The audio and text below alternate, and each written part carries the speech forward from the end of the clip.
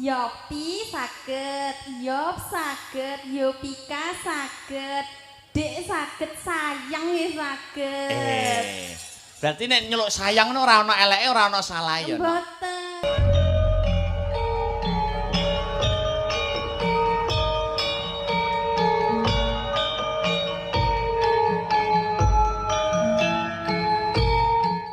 Yovika Listiarisma saking Ngawi. Bisa dipanggil siapa, Nok? Yopi saged, Yop saged, Yopika saged, Dek saged, sayang nggih saged. Berarti nek nyeluk sayang ora ana eleke, ora ana salahe ya. Mboten. Berarti sampean saka Ngawi plat AE. Betul. Plat AE. Kecamatane ngendi, Wuk? Kula Kecamatan Padas. Kecamatane Padas, kabupatene Ngawi. Nggih. Nek desane ngendi Padase, Nduk? Desane Sukawiyana. Sukawiyana. Nggih. Sukawiyana ki jembar. Mula jembare Sukawiyana ora kena dijajaki. Dusune Sukawiyana ngendi, Nduk? Dusune menika Mbah Wuk, Mas. Balen ana sing cetha? Mbah Wuk. Mbah Wuk. Nggih. Kalau niku nek banter-banteri isin lho Mas Janeno. Lho, ora apa-apa wong jeneng daerah kuwi ora ana salahe, ora ana eleke, Nduk. Ngoten nggih. Pancen nek jenenge kuwi ya. Nggih. Kuwi ora gaweanmu dhewe to? Mboten no. Gaweane mbah-mbahmu dusunmu biyen to? Nggih. Wit biyen berarti jenenge wis bawuk ngono. Ngagem M. Oh, ngagem M. Agem M. Iya. Ampun betok agem M. Iya, Bawuk ngoten. ya gak bawuk tapi mbawuk ya. Ya. Nggih, non sewu menawi bapak-bapak ibu-ibu mriki niku nek mboten percaya mengke saged mirsani map teng Google Map teng HP. Jenengan ketik mawon dusun Bawuk Sukawiyana muncul gambare. Oh, nek wis digoleki ning Google Map ngono langsung metu gambare bawuk iki mau ya no. Maksudnya ikonnya. Oh, lah nggih gambare dusune niku lho maksud kula. Iya, dusun Bawuk ngagem M lho, Mas. Oh, nggih bawuk. Dadi Iya. angger dibuka ning Google Map bawuk ngono mak bedunduk metu ngono ya. Iya, betul. Iya. Mengke metu wit ringene ngerembuyung ngoten, Mas. Oh, daerah desa to? Nggih, desa. Pedesaan to, no? Pedesaan. Dadi akeh wit-wite. Betul. Akeh tanduran-tandurane. Betul. Oh, berarti mbawukmu cek ketel, Nduk ya. Nggih, nggih kula niku mbawuk niku subur Mas. Biasa.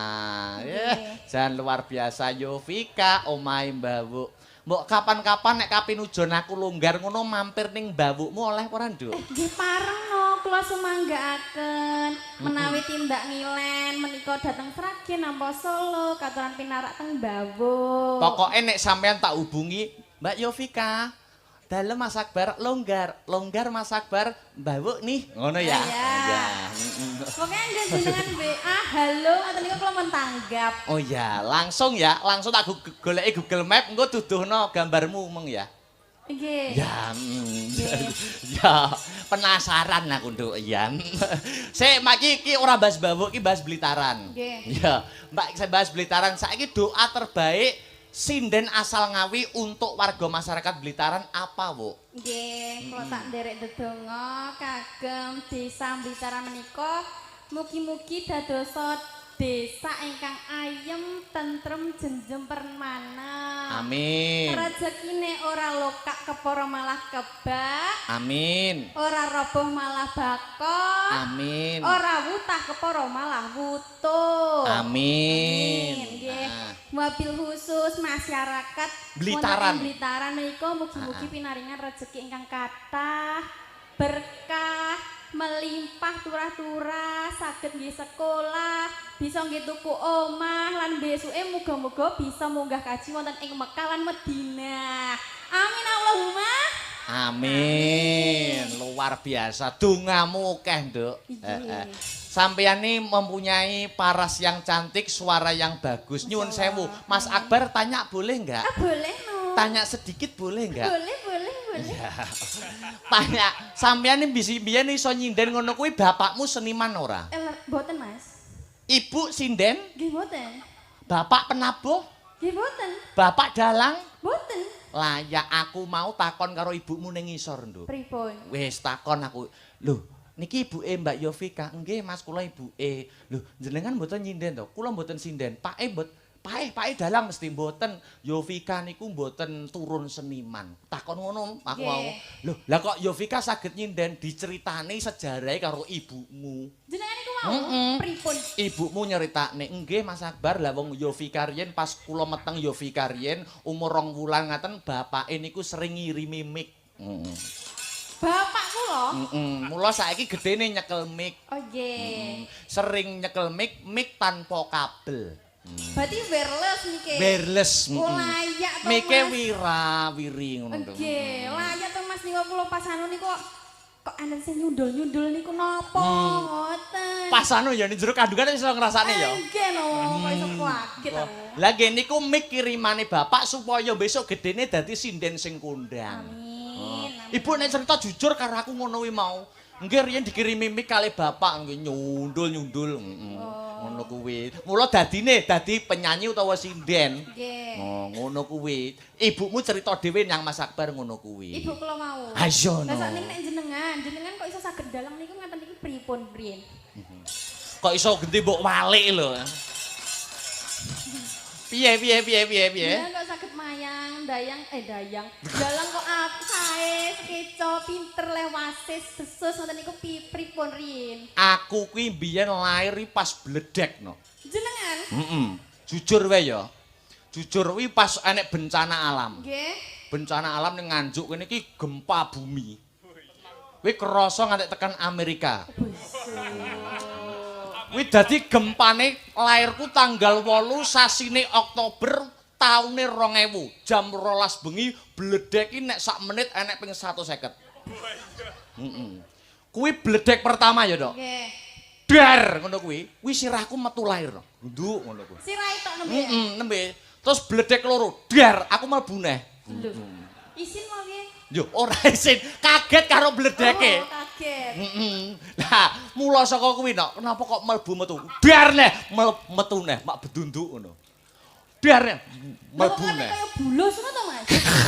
Dalang kok mbok bulas-bulasne iki lho. Mlebu metu kaya ndase bulus ngono kae lho, Mas. Ora ngono. Kuwi ngantek bledeke kuwi ngantek ibuku sepoto akhire. Pripun? Wah, sepoto ibuku sumpah ning kene. Iki sok anakku sok dadi dalang sing kondang. Wah, lah akhirnya tenan, nggur perkara bledek iso dadi nyenengne wong akeh iki lho. Wah. Nggur sak perkara bledek. Terus enten mulih mboten? Ora enak yus kuwi ta. Lah niku nek lairnya ten pundi niku? Hah? Nek lairnya? Ya rumah sakit. Ke rumah sakit tak kira ki nek pas ning dalan ngono lho klimpruk ngono kan bahaya to, Mas. Bualah kok lair ning dalan masamu wis. Nembang. Nah, iki mau wis dibawani karo Masmu Herulinanta. Iya. Om Heru. Iya. Saiki kari ditibake langgame nggo pambuka ya, Nok? Nggih. Sudah siap? Insyaallah sambut. Ayo, buka celuk imbang ana katresnanku karya Ki Sri Susilo Tengkleng. Yo, mangga Dok. Saben dina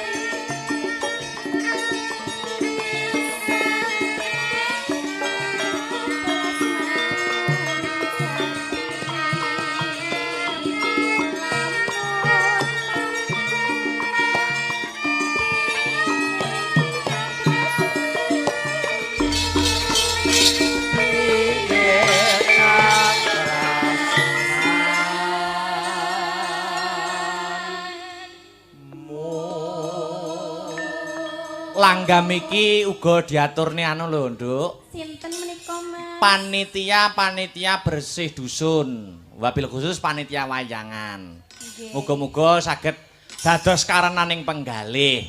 Tombo kesel jampi sayah. Heeh. Niki wau to Mas, kula teng pondokan. Iya. Panitiane kan anu to terus betakne mak-eman ngoten niku lho Mas. Lah kula pas salin kalih sindian-sindian niku terus kula medal riyen ngoten niku makme napa niku ngombene dereng kula unjuk wis di anu neh. Piye sik alon-alon. Alon-alon ra ngono rambatane. Piye. Ngene lho, Nduk, ngene warga masyarakat kene kuwi cepet rengginas terampil Betul. gitu dulu. Ya. Ra omong aku sik. Langsung. Saking les ruwegep ngombene teh kula dereng kula unjuk dikukuti dhisik Mas. Ya ngono lho. Nganggo cokat cakut rengginas terampil. Lah kok iso, Nduk, buktine apa? Lah.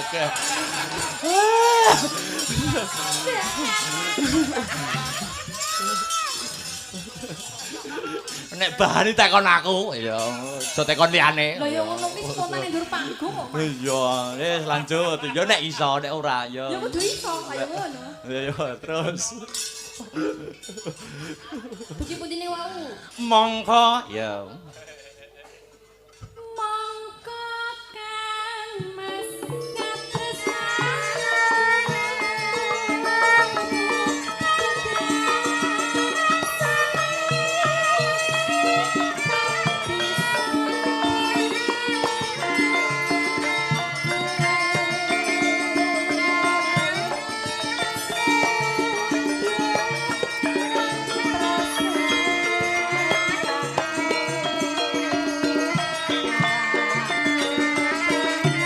Yo.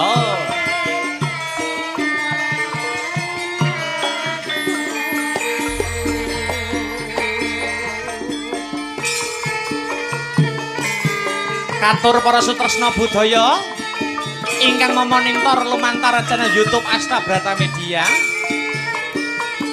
Kagem kanca lek-lekan malem minggon.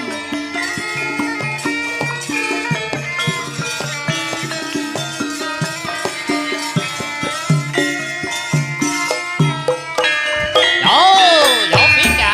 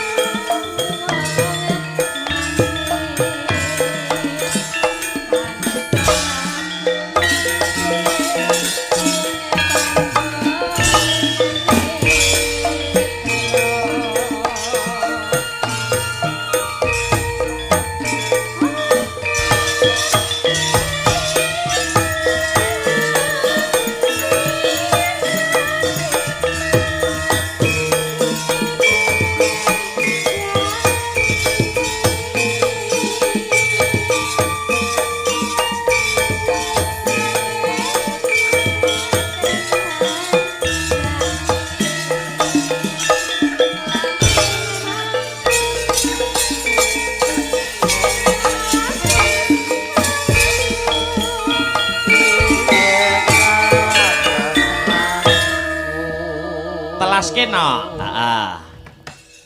Mongko Kang Mas Katresna